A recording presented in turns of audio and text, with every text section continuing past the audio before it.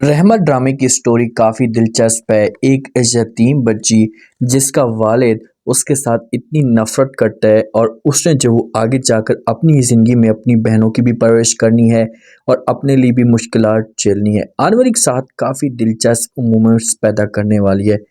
आलिम की जो दूसरी बीवी है ना, ये बड़ी चालाक नाकचिड़ी है और अपनी हर सूत में मनमानियाँ करती रहती है। तो जिस वक़्त प्रीशा के ख़ानदान वाले प्रीशा की माँ दावत पे बुलाती है अपने हस्बैंड आलिम को, तो ये लोग जाते हैं, तो वहाँ पर जो है वो इसे तंज़ करना शुरू कर देती है जो आलिम की दूसरी बीवी है, प्रीशा की सौतेली माँ।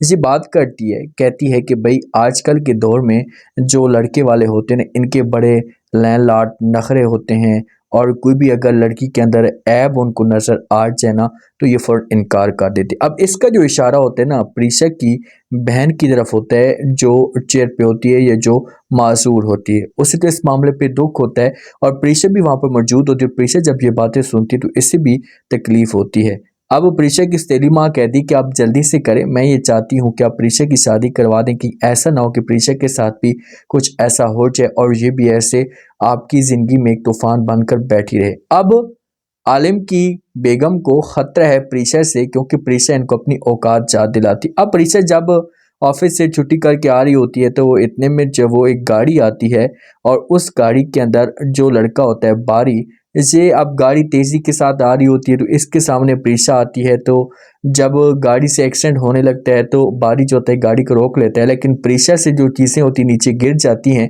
और ये बारी के ऊपर गुस्सा करना शुरू कर देती है। बारी को डांटती है, बारी को कहती कि बारी तुम अंधे हो क्या, तुम देख कर नहीं चल सकते, तुम्हारा दिमाग काम नहीं कर सकता कि तुम क्या कर रहे हो और क्या से क्या नहीं, पता नहीं किस बिगड़ी औलाद की जो वो बाप की औलाद हो।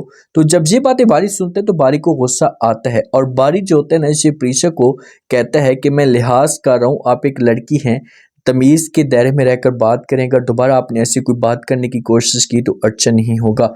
जिस वक़्त प्रीशा घर के अंदर आती है तो अब ये बात भी चलना शुरू हो जाती है, मुश्किलात भी जो है वो प्रीशा देख कर आ रही होती है, तो अपनी माँ के पास आकर बैठ जाती है, रोना शुरू कर देती है। माँ कहती कि माँ जी, समझ नहीं आती कि आखिरकार जो वो हमारी किस्मत में ऐसा क्या है, हमारी किस्मत इतनी जो वो ख़राब क्यों है कि जो भी काम करते हैं वो हमेशा के लिए उलट हो जाता है। लेकिन समझाने की कोशिश करेगी माँ कि जो होना है वो तो हो चुका है, लेकिन प्लीज़ आप सब्र करें, आपको फल ज़रूर मिलेगा।